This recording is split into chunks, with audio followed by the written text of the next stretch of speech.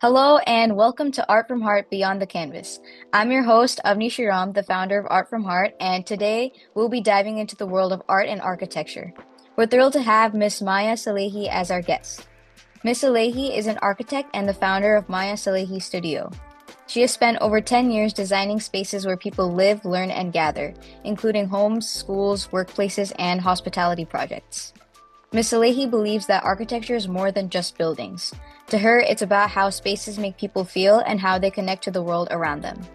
She focuses on designing places that are thoughtful, functional, beautiful, and environmentally responsible. Beyond her design work, Ms. Salehi is passionate about helping the next generation of designers. She actively mentors students and young professionals and is a strong advocate for diversity and inclusion in the architecture and design industry.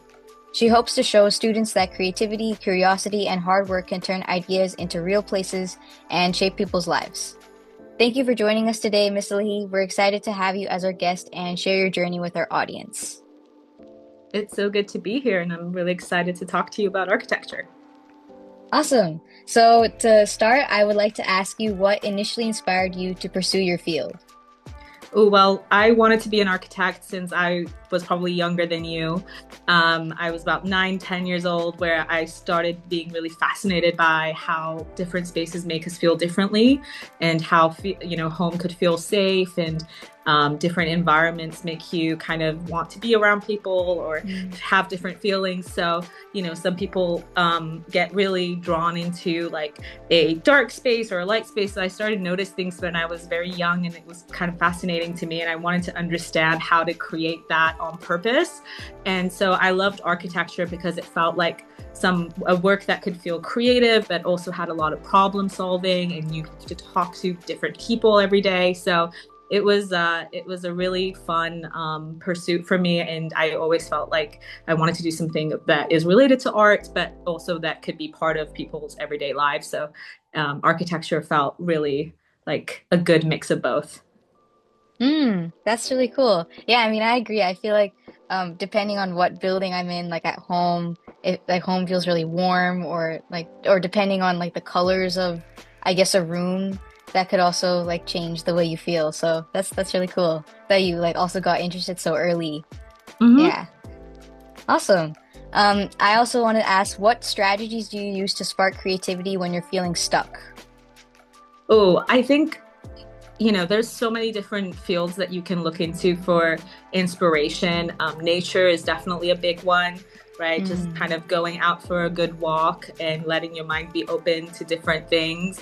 I love traveling. I love going to different restaurants where you can experience mm, like creativity with different ingredients, and you think about that process from like a chef's perspective, and you look at mm, films, and think about all the people that are involved in creating that. So I love to draw inspiration from other kind of ways of expressing creativity, whether it's mm. through, photography, films, galleries, and food is a big one for me.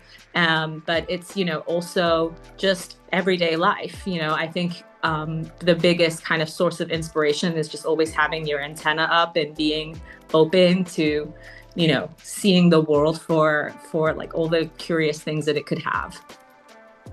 Wow, yeah, that's very cool that you look at different like at food or like nature also for inspiration. I think that's very interesting. And I mean, on this podcast, I interview like all different types of professionals. So like healthcare professionals or lawyers, attorneys, like a lot of different people. So, and I think each person has a really different take on what creativity means to them. But I think like creativity is really in all of these, like any profession really. So that's really cool. Yeah. Awesome. This next question is a fun one, but can you share a humorous mistake that you encountered in your journey and what you learned from it? Sure. I think, you definitely see the humor after a long time.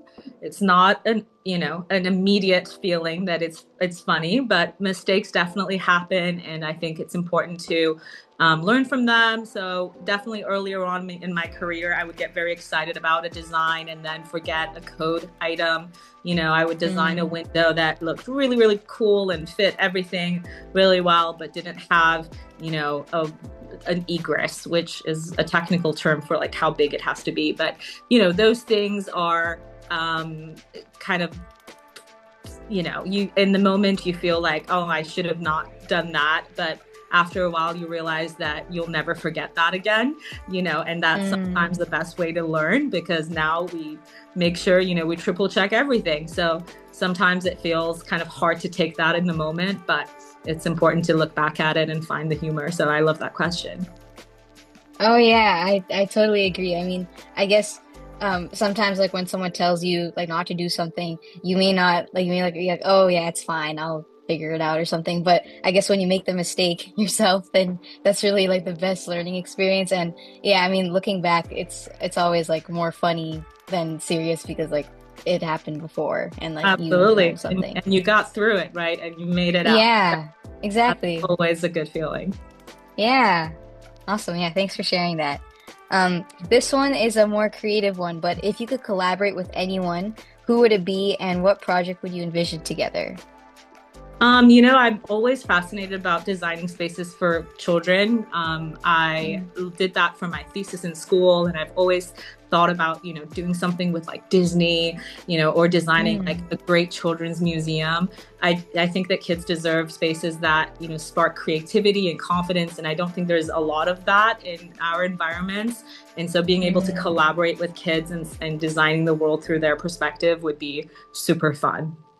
Mm. Yeah, that's really cool. I think that like oftentimes like kids in general just have like very creative like minds or like they have um like a lot of interesting thoughts, I guess, and like even like kids movies or things like that really stick with them, and then they like I guess like to see that in places or like they like colorful things or um I don't know. I guess like when I was a kid, I really liked like sparkly stuff or that kind of thing. So yeah, that's really cool. Yeah, absolutely. I think, kids are still freer than we are, right? Like you haven't been funneled into a particular point of view yet. So it's really fun to kind of be able to imagine things with them and kind of get on, on that level. So I think doing architecture with kids is really fun. Yeah. And I actually interviewed an occupational therapist and she had like a studio, like she had her own like therapy location and it was for children specifically. And like her Zoom background, it was actually like her studio, like her location, and it had like a lot of it was kind of like a playground, like a children's playground, and it was really fun. Like it had a lot of colors and like a lot of like sensory like objects, like fun Yeah, stuff for kids to play with. So awesome. that it kind of reminded me of that, like what you said. So Amazing. yeah, that's really cool. Awesome. Okay, so our last question today is what is one key piece of advice you would offer to young people pursuing their passions? Okay, so I think my biggest advice is to start before you feel ready. You Mm. don't need to be perfect to begin. I think just being curious and consistent and trying to think, kind of learn things early, asking questions. I think the biggest advantage that young people have is that you can just ask a lot of questions. No one's going Mm. to expect you to know everything. So I think being able to go into the workplace or an area where you can learn from people with experience and just feel confident enough to, ask and make mistakes and try to learn and absorb the surroundings. And, definitely don't compare yourself to anyone else's progress. And I think that that's really important. Like just show up and improve little by little, and you'll be surprised how far you can go by just having your head down and like pursuing something that feels authentic and real to you, and doing it out of curiosity and not because you feel like you have to. Hmm. Yeah, I mean, I know like as a high school student, we're all like pretty confused right now with what like profession to do or Mm, like what um like different professionals' lives are like their day-to-day life and how whether like that would be something we would want to do. So, I mean, I personally just through like my like classes in school and like what I've been seeing, I think I'd like to pursue healthcare, like be in the field of wow. healthcare. So, and I think that like it would be really important for me to shadow doctors, like real doctors, or go volunteer at a hospital or something to understand like what their life is like and like to ask them a lot of questions. So I definitely agree with that, and that's that's something that I feel like me and like a lot Yeah, of people I know that's are very doing smart. right now. I think that Yeah.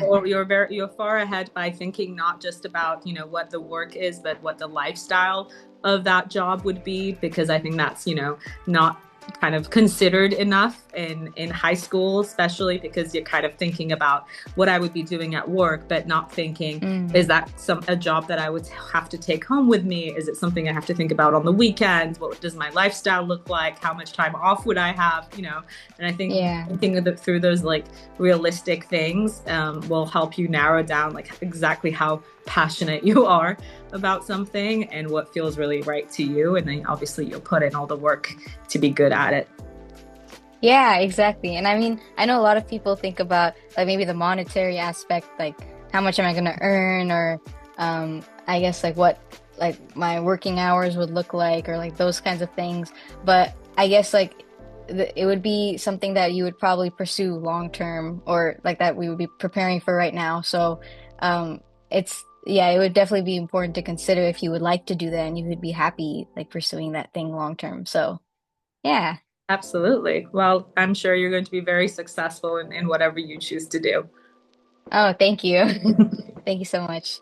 Well, yeah, thank you for sharing your incredible journey and your insights with us today. And it's really been a pleasure hearing about your experiences and the passion that you bring to your work in architecture.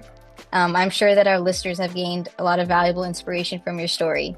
And to everyone tuning in, thank you for joining us on this episode of Art from Heart Beyond the Canvas. And we hope you enjoyed this conversation as much as we did. Be sure to subscribe and stay connected for more exciting episodes exploring the intersection of art and creativity in all its forms. Until next time, stay creative.